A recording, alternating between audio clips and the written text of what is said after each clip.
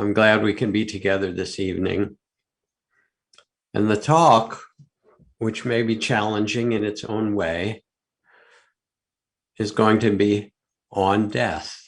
That's its title, On Death. Last time I talked about forgiveness, and we did a forgiveness practice. The next month, Thanksgiving month, I'd like to do some teachings on gratefulness and gratitude. Both of these, forgiveness and gratitude, are a sweetness of the heart. This is the month that has Halloween. You can see all the decorations in every store already, getting ready for Christmas, probably right away after it. The Day of the Dead. And also today is the holiday. Remember, the holiday means holy day. That was Columbus Day, now Indigenous People Day. And both of these, the Day of the Dead and Halloween for sure, but also Columbus Day, Indigenous People Day, are woven together with birth and death. Columbus Day was declared by Benjamin Harrison in 1892, got it backwards, as a result of the public lynching of 11 Italian men victims in New Orleans, who were considered these, darker skinned criminals because there had been a murder and they were thrown into prison as the possible suspects. And hundreds of people gathered and broke into the prison and hung them all. And of course, if we look at that as the origin of Columbus Day, we also have to look back at the Native American genocide. If it's Native American Day, yes, the celebration of all the things that are here in the Native culture, but also the decimation and the suffering and the death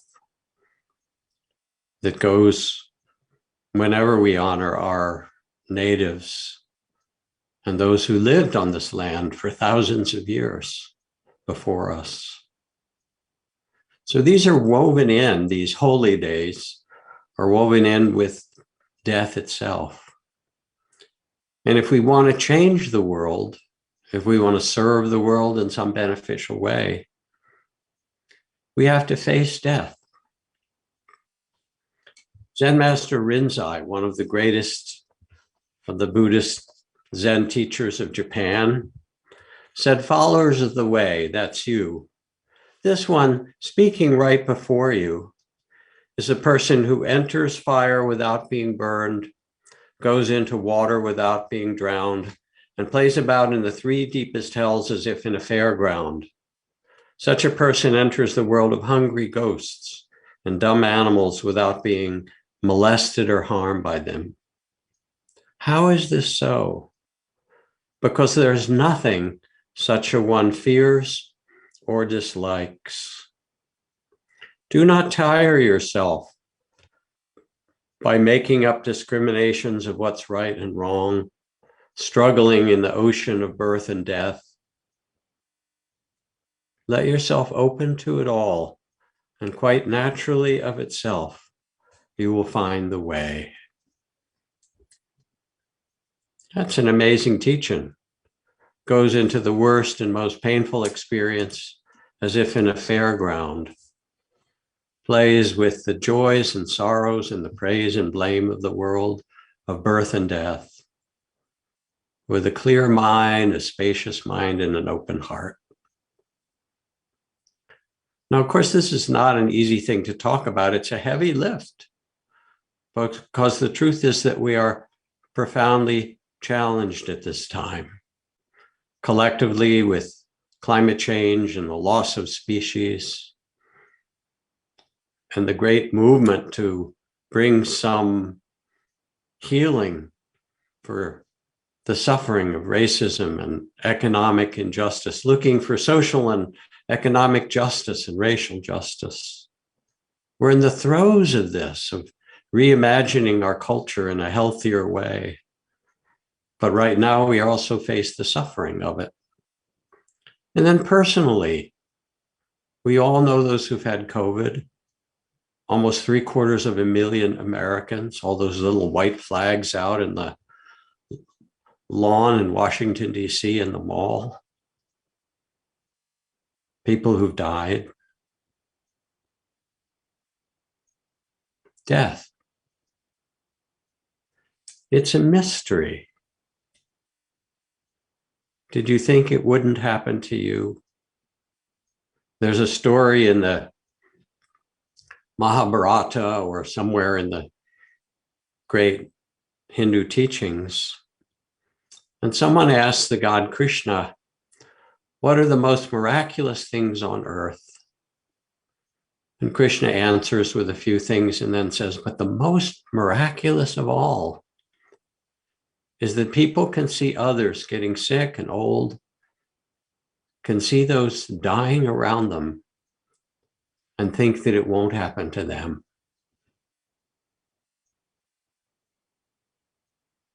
Did you think it wouldn't happen? Asks the Buddha. So how do we find a freedom of heart in this world of birth and death? How do we act and see it? See it deeply with the eyes of wisdom. In Zen, this question of death is called the great matter. And they say, practice ardently, for life is short. Find the answer to the great matter. But we live in a culture that's really one of denial, that's lost its way. It's a culture focused on youth and whatever is smiling and sexy. And someone who wrote me a message before this talk said, I hope you can speak to this poem by the great Chinese poet Han Shan, Cold Mountain, where he says, even if you store up rhinoceros horn, wear a tiger's eyeball, drive away evil with a peach branch, or make a garlic necklace, even if you warm your belly with dogwood wine or drink wolfberry soup to empty your mind, in the end, you cannot avoid death, but have sought eternal life in vain. And here we are in our modern form, the keto diet and eating just kale, or the people into the cryo freezing of their body and brain, hoping that they will somehow be able to revive it in the future centuries. Or the ones who are looking to artificial intelligence to download their brain into, or those who are buying an underground bunker in some house in New Zealand, all the ways that we might hope to avoid death.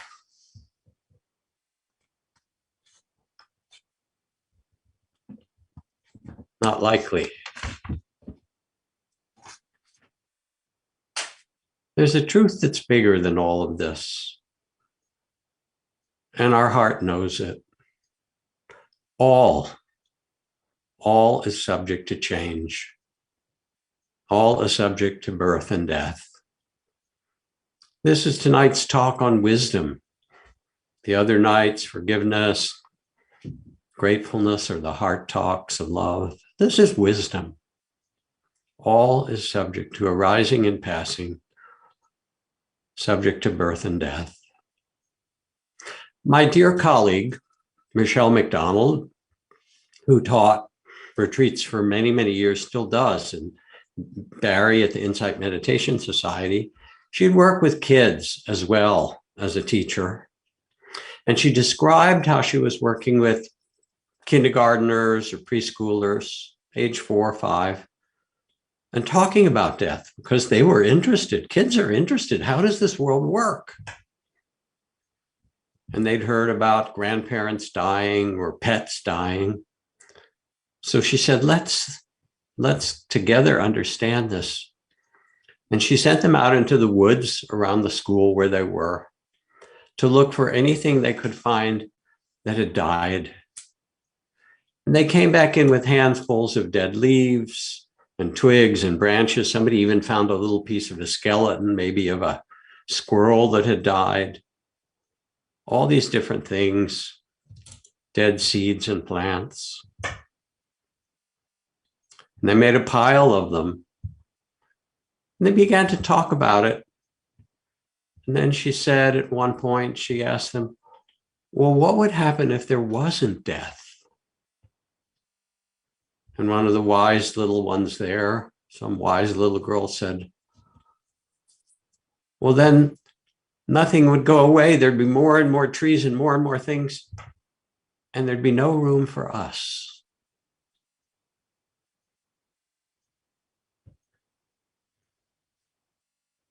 Because the ending of things is also the beginning of something new.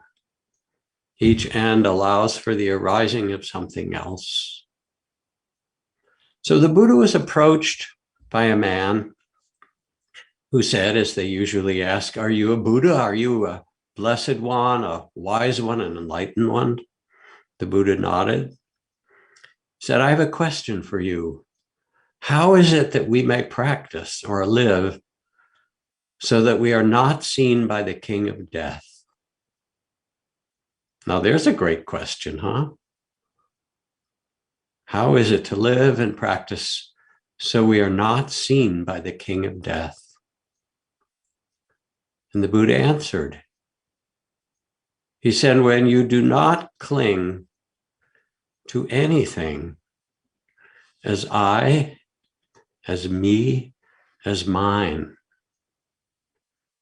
then you will not be seen by the king of death. What does this mean? This means to shift our attention, our locus of presence, of identity, from being identified with our role or our body or our place or whatever it happens to be the loving witness, the witness of gain and loss, and praise and blame and grief and joy and pleasure and pain, to be the mindful, loving witness of this dance of life. For this is who you are.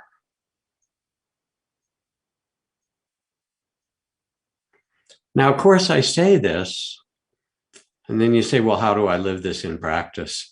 And it's not really so simple, is it? Because here we are in these bodies with our lives.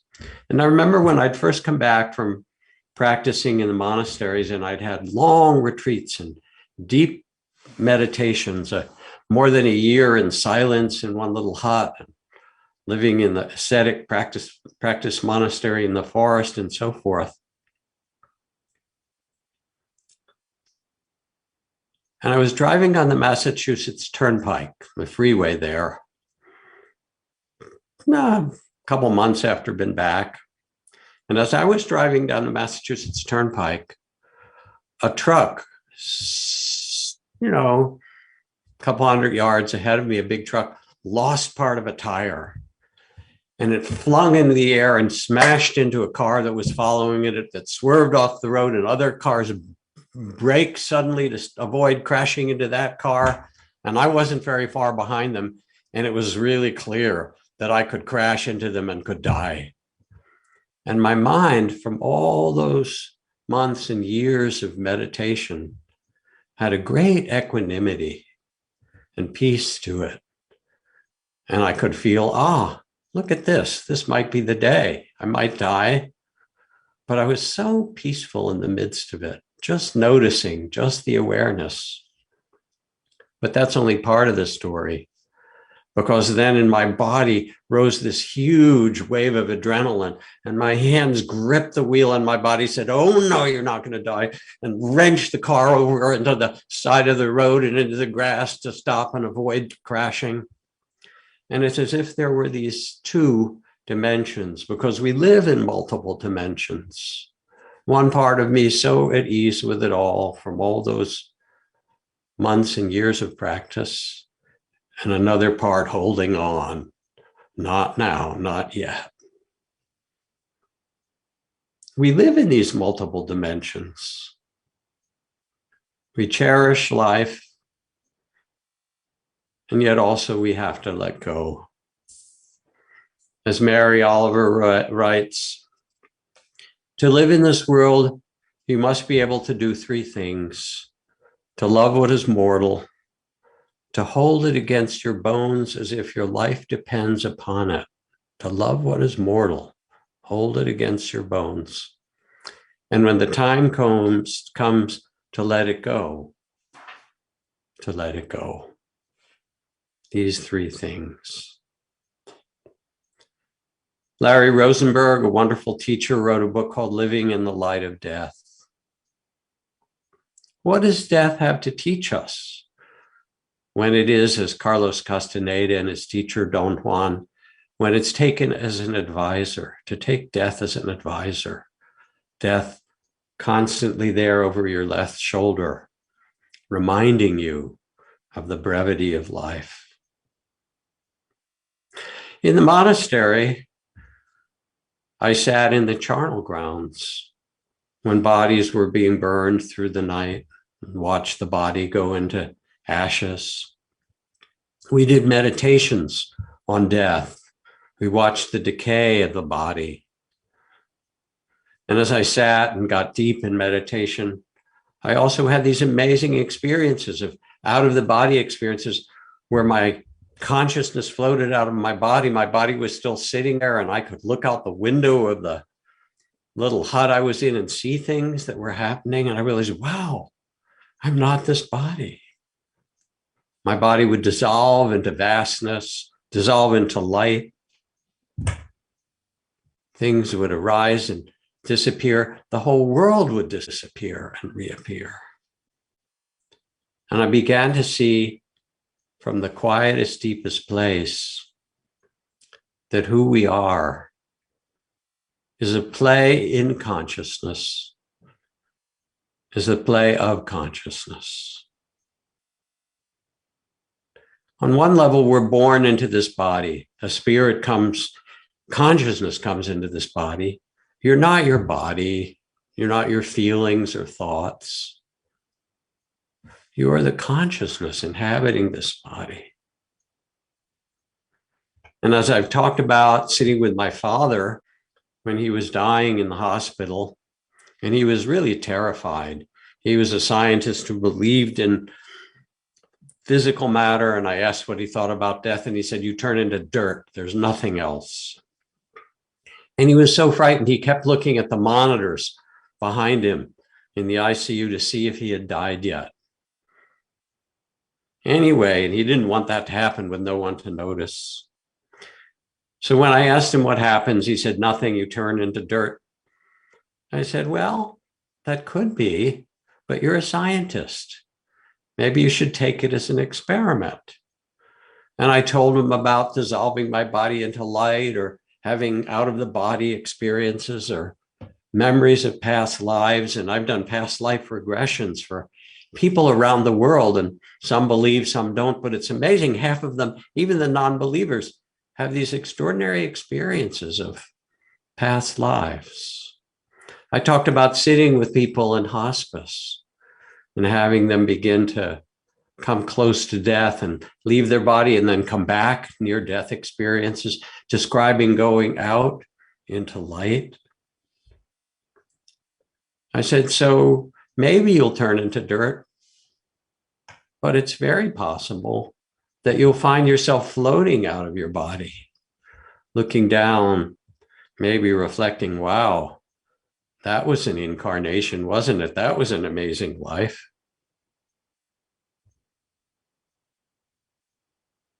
And I said, remember, if it happens, I told you so. Pay attention.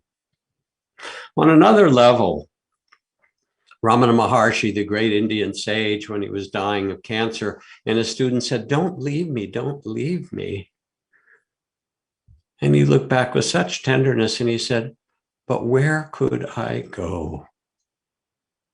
For in a deeper level, the whole sense of death is an illusion. Here is Thich Nhat Hanh. Today is his 95th birthday. Our sage and elder, an amazing being. He says, this body is not me. I'm not limited by this body. I am life without boundaries. I've never been born and I've never died. Since before time I've been free.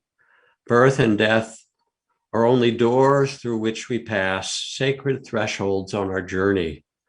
Birth and death are a game of consciousness, a game of hide and seek. So laugh with me, hold my hand. Let us say goodbye to meet again soon. We meet today and tomorrow. We meet at the source of every timeless moment. We meet each other in all forms of life. I remember sitting with Thich Nhat Hanh a few years ago after his stroke. And he could not speak. He was getting ready to leave. He'd been in San Francisco for a while, taken care of by Mark Benioff with a whole cadre of monks and nuns. And he looked around on the last morning before he left, those of us sitting with him, with two eyes, one in which he could see each person and he nodded to them. He looked at me, he looked at Trudy, he looked at us, acknowledging that we'd known each other in this amazing dance. And the other eye was focused on eternity. You could feel the timelessness as he gazed at us. This is the reality. As 𝐜𝐭 Rinpoche says, when you understand, you'll see that you are nothing. And being nothing, you are everything. You are the play of consciousness, and this is what gives you freedom.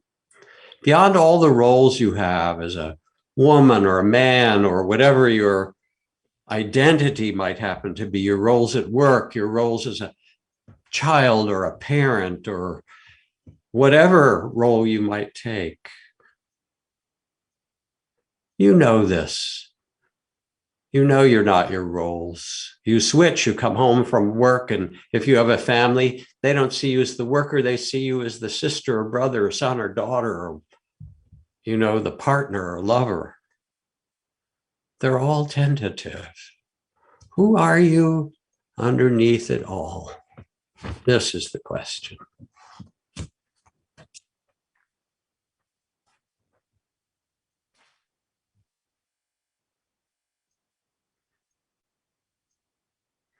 Well, all right. We sit back, we become the loving witness. We realize that everything changes and rises and falls. And we find a place of equanimity, of the peaceful heart, the timelessness in the midst of it all. Not so easy, really.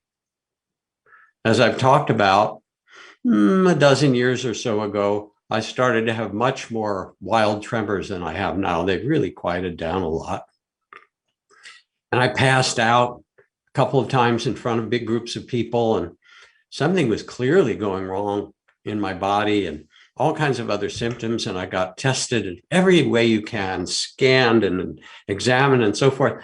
And then I got misdiagnosed. I went to see this physician, and he said, this is happening quickly. He watched me and heard the symptoms and described some disease, kind of like ALS, but not the same, and that it was going to happen fast. My body was deteriorating, and I nodded. I could feel it. And he said, oh, yes, and with this, you will lose your memory and you will find yourself in dementia. And that was not in my program. I was maybe ready to die, but I wasn't ready to lose my awareness and end up being demented and unable to even remember anything. And this huge wave of fear came up. I thought I was good with death, sitting in the charnel grounds, envisioning my own death, being at peace with it all. But when it came to, okay, you're dying soon with dementia and everything else, I got terrified. I was surprised at how vast and big it was. And it took a little while, some days, to start to come to terms with it. And then I found out it was a misdiagnosis, and I'm actually fine for now. It's all for now, you know, isn't it? Karma, they say, changes like the swish of a horse's tail. And at 76, Trudy and I look at each other very lovingly and say, wow, 76 is a pretty big number. Here we are, healthy and loving and together and happy, but that tail will swish. It will happen. And I remember going to talk with Ram Dass sometime after that. And I told him, I said, I thought I was chill with death, you know, and then I got this misdiagnosis of dementia and all this, and I got really frightened. And he smiled, he laughed, he said, oh yeah, I've flunked the course a number of times. But he was so gracious at that point and spacious, and he had become really ready to die, to drop his body, as they say. And he and Mirabai Bush, dear friend and teacher, worked on this wonderful book that you can get, maybe we'll put it in the chat, called Walking Each Other Home. And he became so spacious about it. He said, dropping your body, leaving this body is like taking off a tight shoe. And for him, he had 20 some years in a very painful and growing disabled body, increasingly so. So you could hear the tight shoe. He was ready. But this is the reality. As it says in the texts, a star at dawn, a flash of lightning in a summer cloud, echo, a rainbow, a phantom, and a dream. All things appear for a time. It seems like we'll be here forever. And then this great mystery, which is here, as Don Juan says, death is stalking us, which is what makes life so precious and alive, that it will happen. And whenever someone close to us dies, or whenever we approach death, something remarkable starts to happen. You know this. The gates between the worlds open.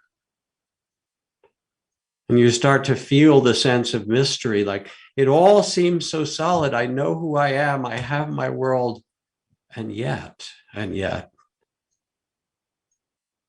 will all be gone.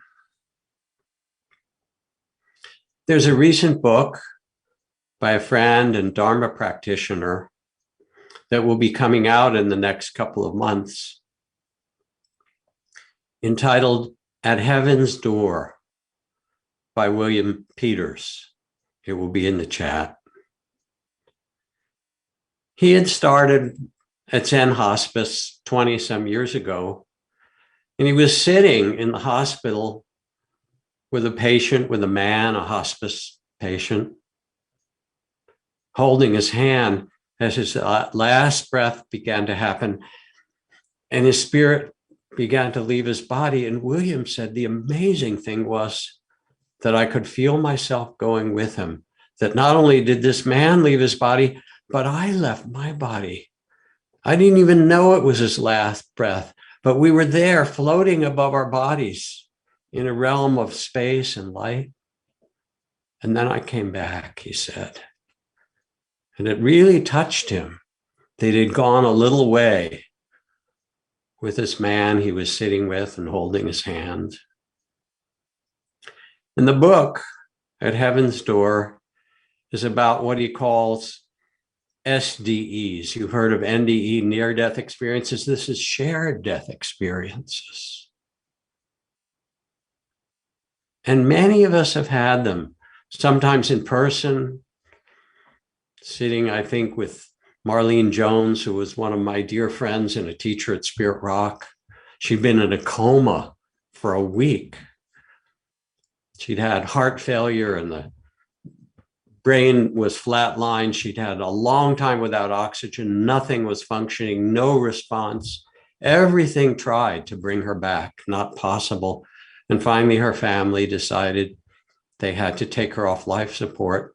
And I was holding her hand and I said, dear Marlene, I said, if you can hear me, and people in a coma can, you know, I said, it's too soon. I'll so miss you. You've been such a light for all of us. But the least you could do is give us a sign. And as I said it, 2 tears rolled down her cheeks. Nothing. The doctors probed and shouted and touched and tried to get a response from her for a week. Brain dead, 0. But those few words, so mysterious.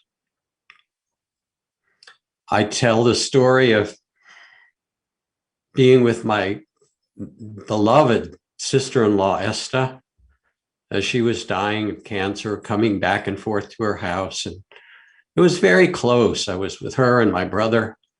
And I got up one morning right toward the end of her life, hurried to get down to be near her, but I had to stop and pick up some medicine at the drugstore. And I was rushing through CVS. And all of a sudden, as I approached the checkout counter, my whole body changed.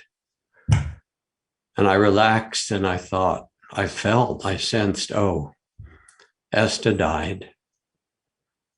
I got to my car and I called my brother.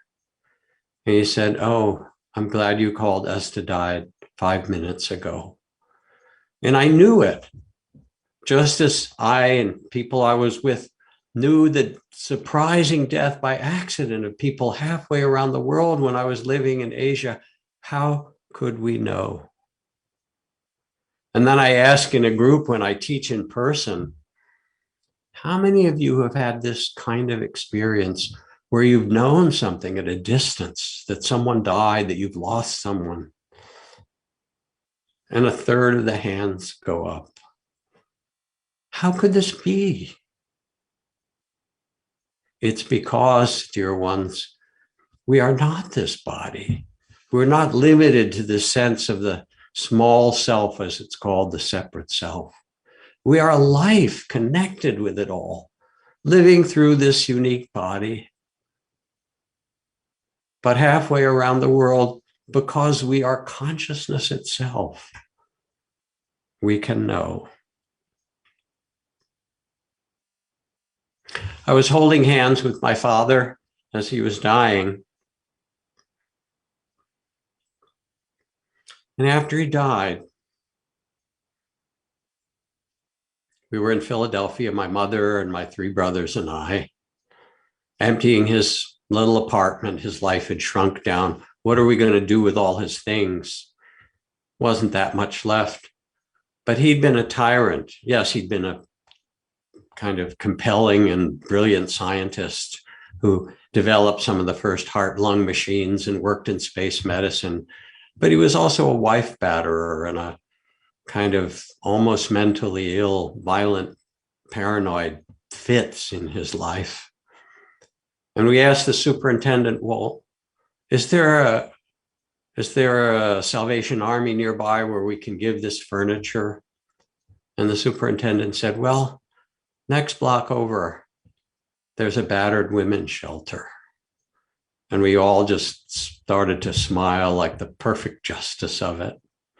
And we were staying at the Benjamin Franklin Hotel, this big suite, the 4 brothers and my mom. And I had a dream the next night. My father came to me. I don't dream about him particularly, but there I was, and he came in my dream, and he looked kind of confused. And I said, Dad, I'm so glad to see you. You know, it's so touching to see you after what happened. And he looked at me confused, what happened? And I said, yes, I'm here with, my mom and your ex and my brothers. I said, what happened is you died. And he stared at me as if he was very confused. I said, you died, Dad. And he nodded as if digesting this. And then without a word, turned his head and walked away and faded out.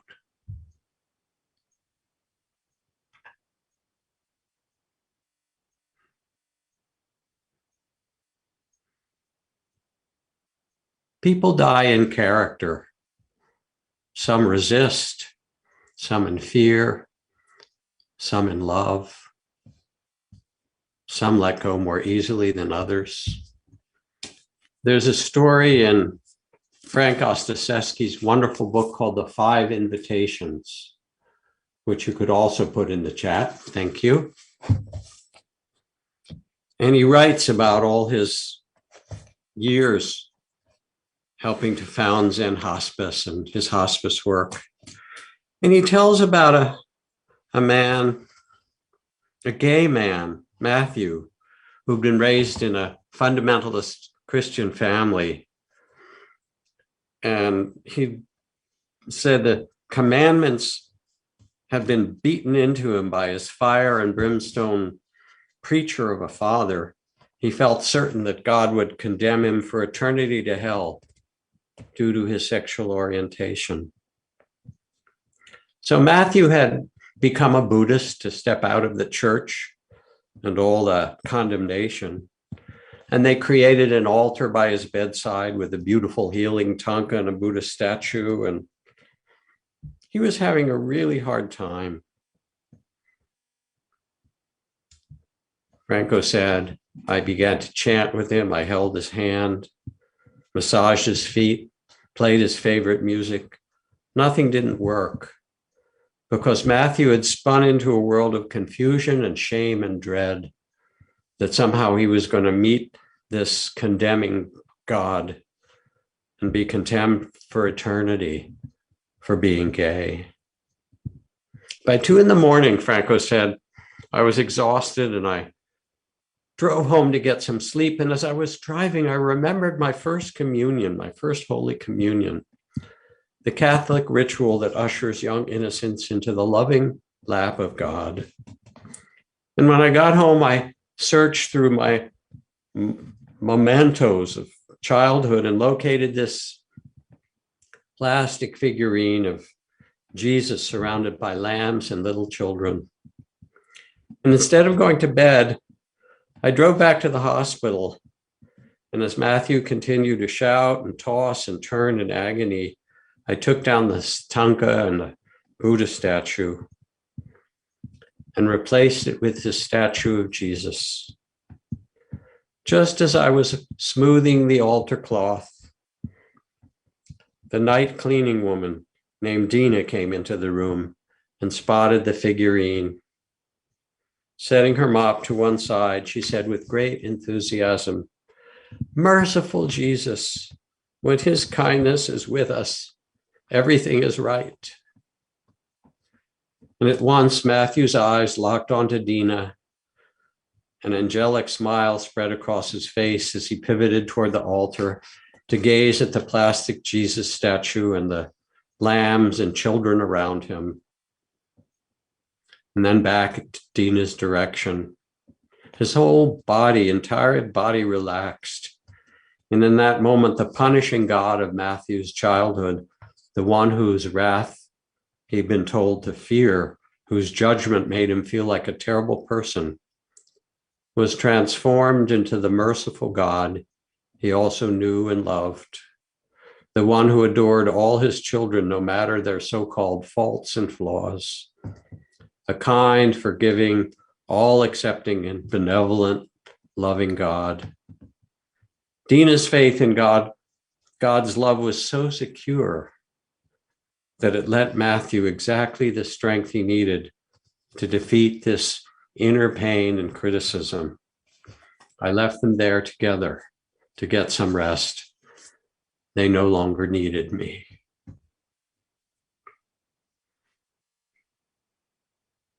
As bodhisattvas, those of you who practice the life of compassion to reduce suffering for yourself and for all those around you, that's you bodhisattvas. We are always at the bedside of birth and death, of beginnings and endings, of impermanence. This is our role, to be with all things that change with an open heart. I think of my friend Houston Smith, who was a great philosopher and teacher and religious figure. He was a professor of religion at MIT and wrote this book on the religions of the world, one of the great bestsellers. And I remember Houston telling this tragic story.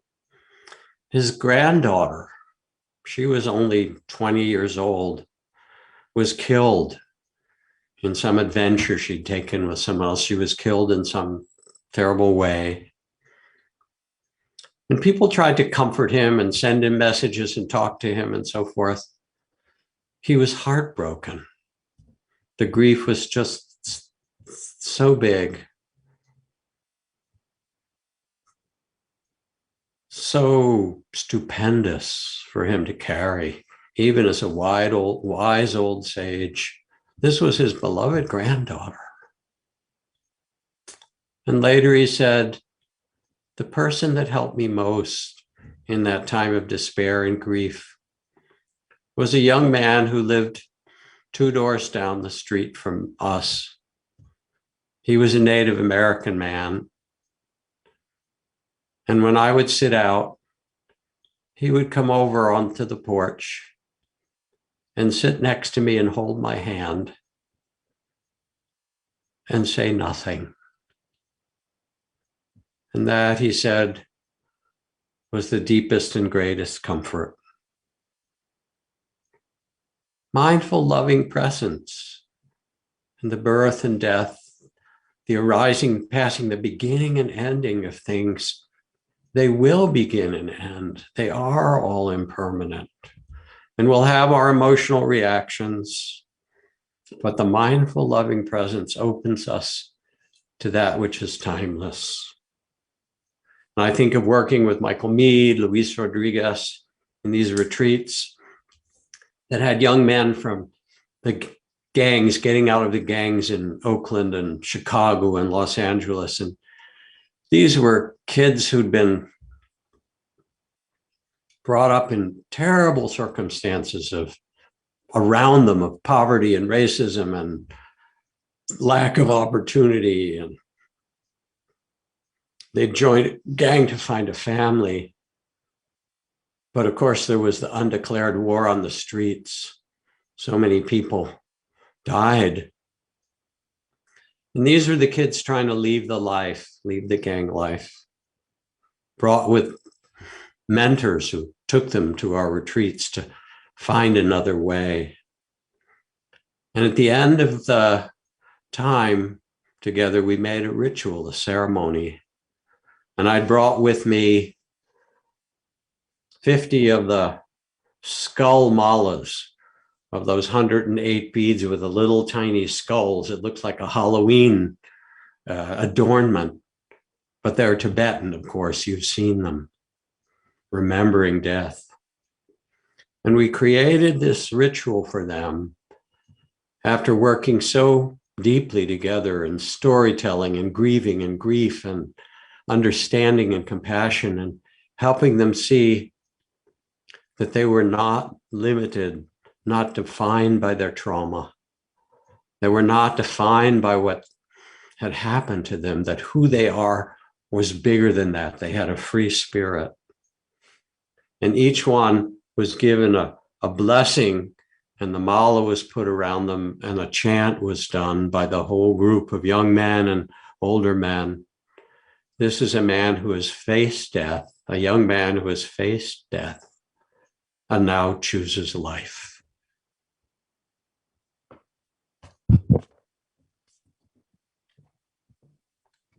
You will meet death in personal ways.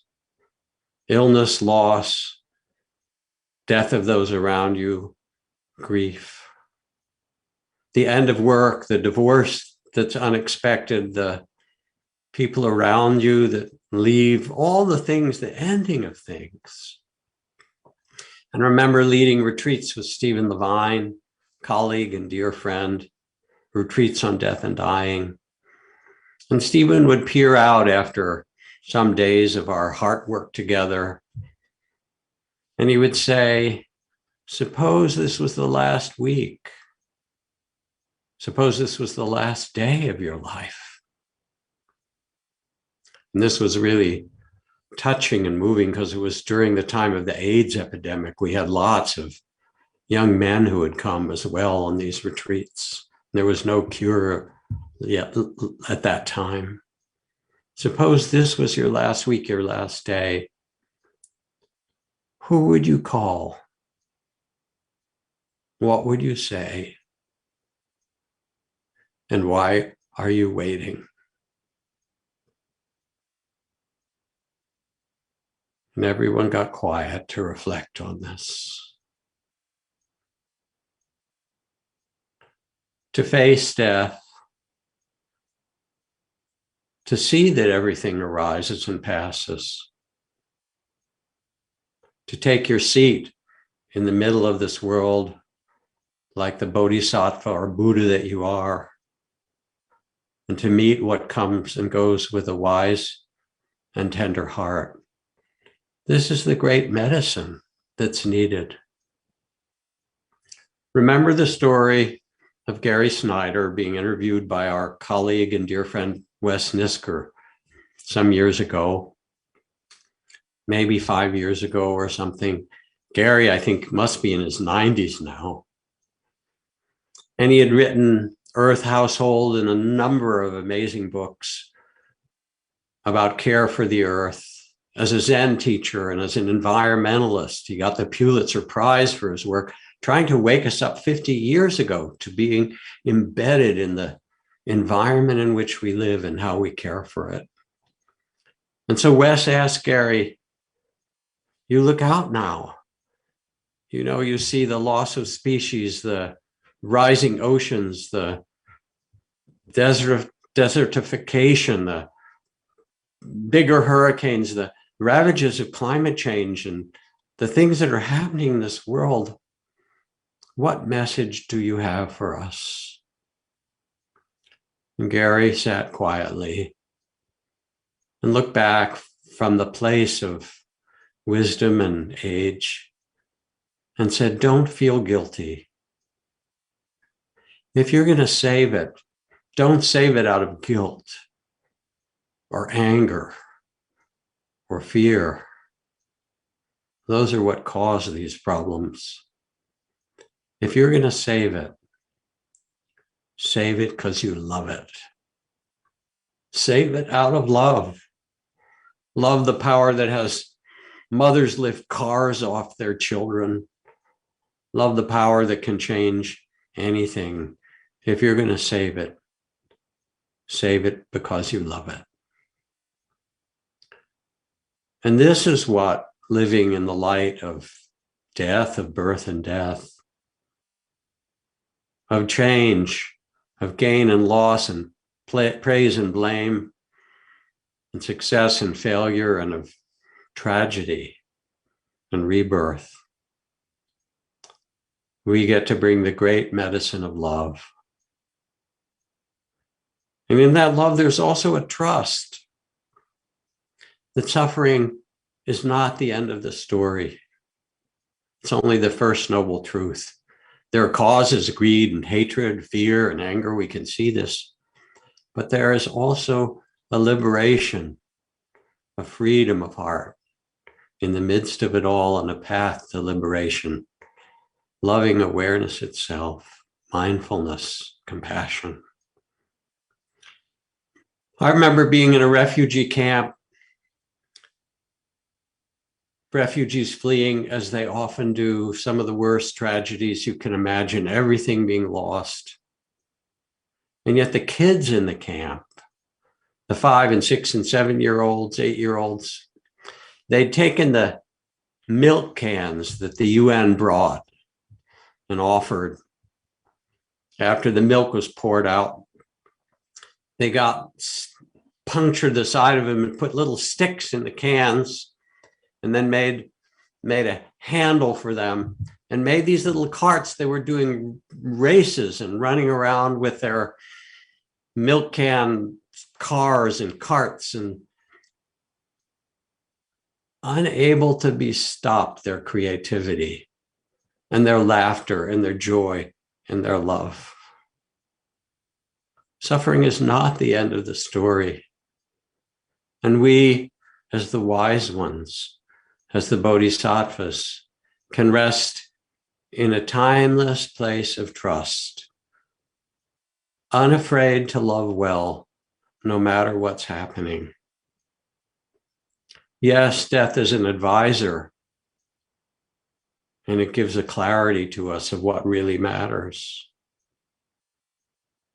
But then, as the great bodhisattva, as Master Rinzai I wrote about in the beginning, I read about, you who are followers of the way, you can enter the world, all of the world, its tragedies and its unbearable beauty, with gift-bestowing hands, with an open heart, with a fearlessness that says, yes, this is life, this is samsara, this is existence as a human being. All things change.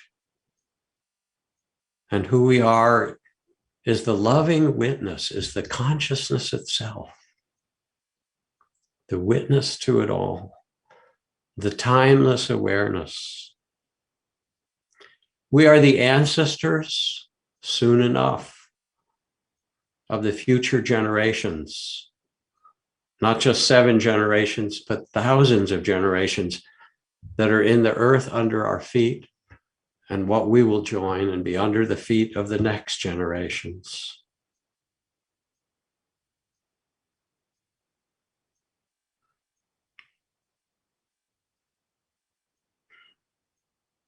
Thich Nhat Hanh, in his book, No Death, No Fear, describes missing his mother after she died. He was living in this monastery in North Vietnam and went out one night after having had a dream of her, like I dreamed of my father. He was missing her so much, and he began to walk between the tea plants under the moonlight. And all of a sudden, he had this profound realization that his mother was with him, that she had never left, that her dying was just her body, but not who she really was. He said, and she became the moonlight caressing my skin. And I realized she was still with me. And I realized my body, which had been inside her, was her body too. And together, as I took my steps, I could feel that it was her feet as well as my feet, leaving footprints in the damp soil in the moonlight. There's a freedom. You know this. There are moments when you look back and say, wow, that was an intense thing I lived through. That was difficult. This is hard. That was wild. That was amazing. But the experiences are not who you are. Who you are is the one who knows, says Ajahn Chah. The consciousness, the witness to it all. And as the bodhisattva, you rest in vastness and a loving heart. And you can say, wow, what an amazing incarnation this has been. And you don't have to wait to the death of your body to see it that way. Because here we are in this mystery. And your identity will disappear in some way, but it doesn't matter, as Thich Nhat Hanh says, this body is not me. I am life without boundaries. I am life itself. I've never been born, and I have never died. And to end, I want to read you what I consider a holy text. You all know this sutra, or most of you do. It's one of Mary Oliver, who is, of course, has been one of our greatest poets, the Whitman of our time, maybe. The poem, When Death Comes. You know it, and let it speak to your heart again. When death comes like the hungry bear in autumn, when death comes and takes all the bright coins from his purse to buy me and snaps the purse shut, when death comes like an iceberg between the shoulder blades, I want to step through the door full of curiosity, wondering, what is it going to be like, that cottage of darkness? And therefore I look upon everything as a brotherhood and a sisterhood, and I look upon time as no more than an idea, and consider eternity another possibility.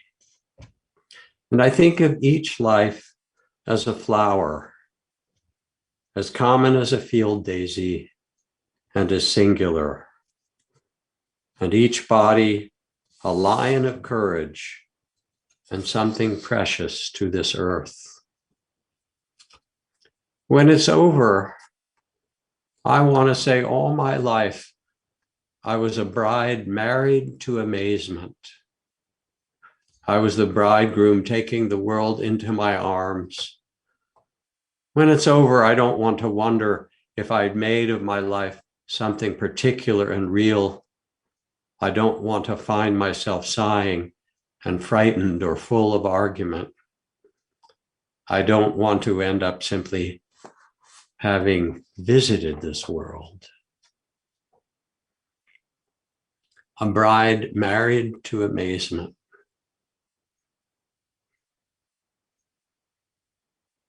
Take a breath. Rest in the mystery. Yes, you love and tend this body and this life you've been given. And yet you also know, like a star at dawn and a flash of lightning in a summer cloud, an echo, a phantom, a rainbow, a dream. And let your heart be open and free and wise to say, yes, I can love it all.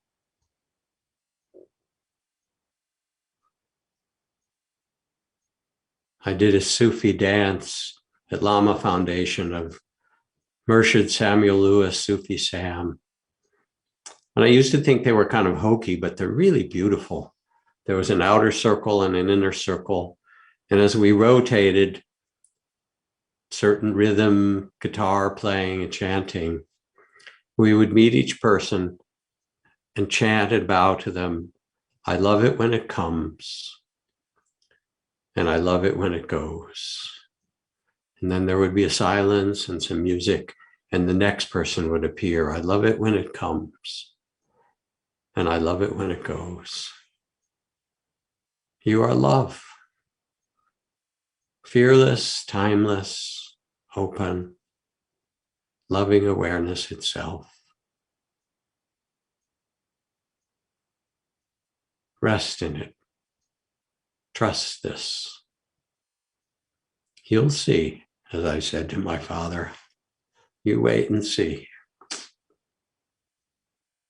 Thank you. Thank you for your kind attention.